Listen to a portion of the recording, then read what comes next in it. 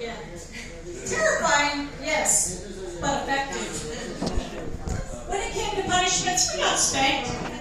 Grandma had one of those Board of Corrections paddles. Remember those? That thing was calibrated to move your damn hand.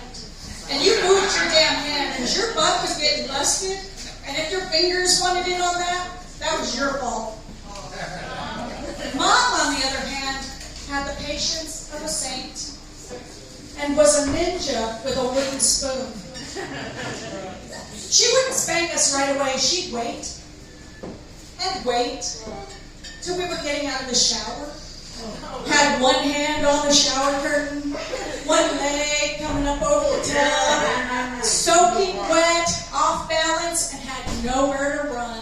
And well, that's all it took. Just once. Let me tell you, nothing welds up faster or stings longer than a wooden spoon with a hole in it on a naked, wet butt. These little catch me outside kids would not have survived my mother. Catch me outside. Let me catch you outside. I'll take you to the real hitter house and let my mom catch you coming out of the shower. I did have 3 older siblings, all very talented. The only thing I was good at was being invisible, which I thought was a bad thing until I had to go to Catholic school for 8 years and I wasn't Catholic.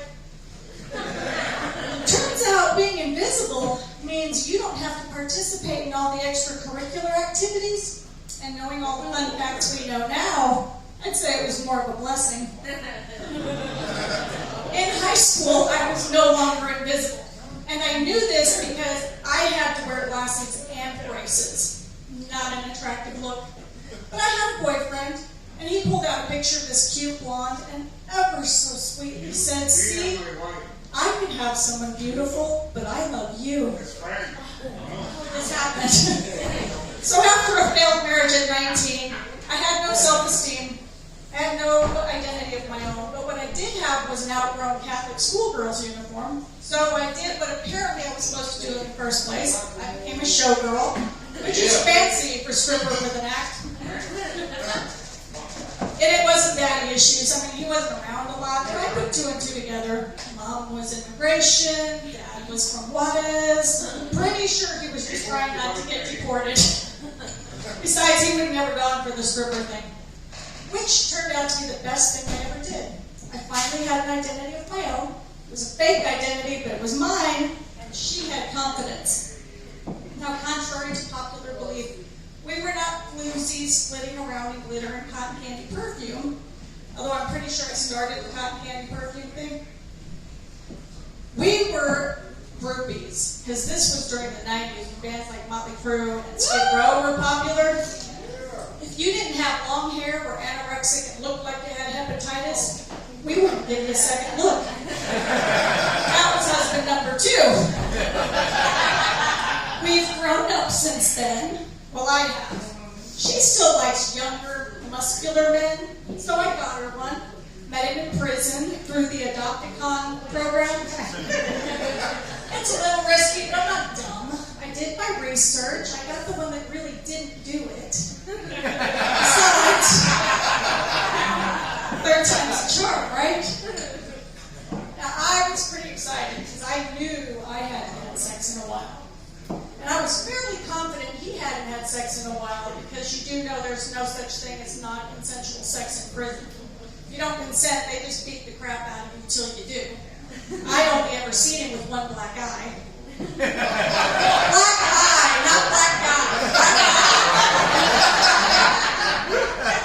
The bad news is, I was right, but since he had been forced to avoid sex like the plague for so long, he's not that into it anymore.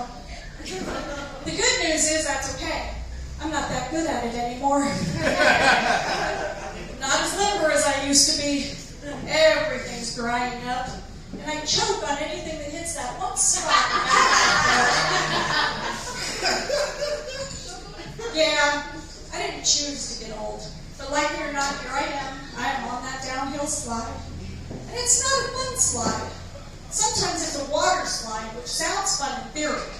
Not so much. And those awful commercials, boys under pressure and boys in my pants. depends. I tried wearing those undergarments to the gym.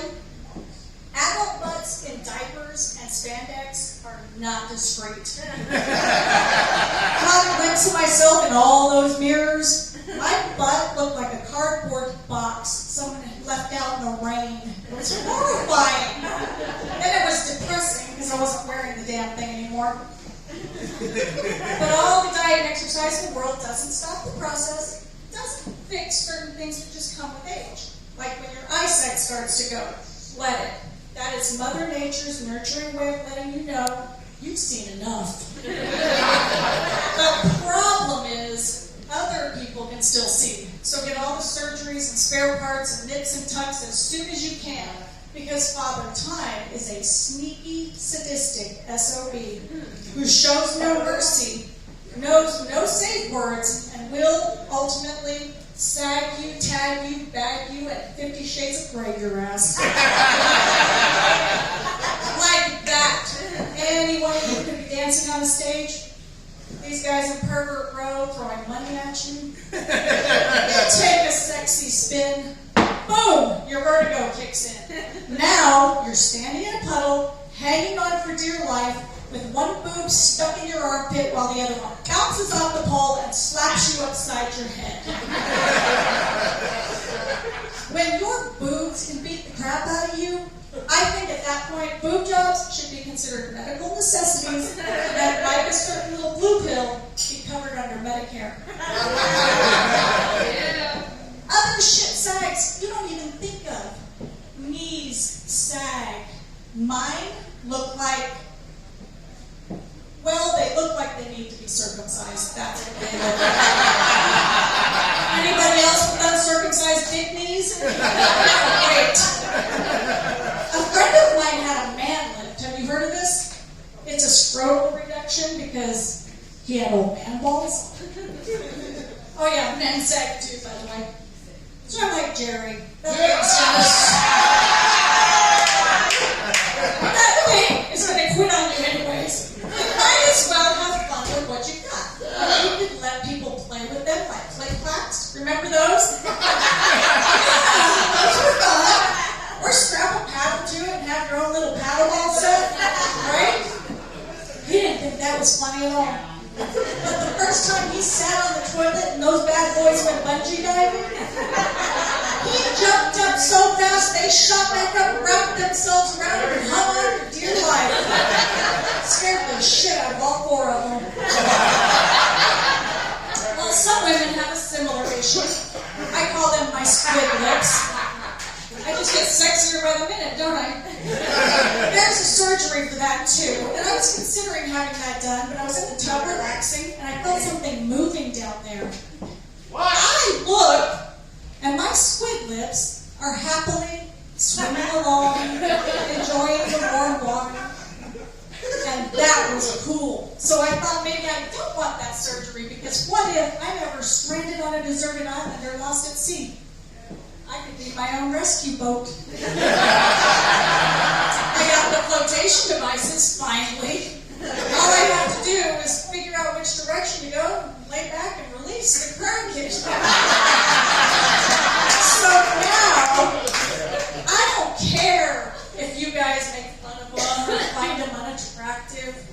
Because at my age, I would much rather have ugly little squid lips that could get me across the ocean than a little pink helicopter that couldn't even get me across the street.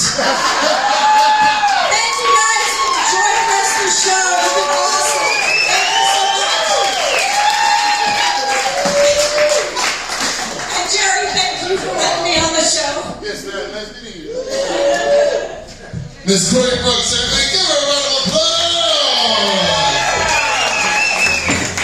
She told me she was passing through El Paso. She was visiting for the holidays. She could get a spot. I said, fuck yeah.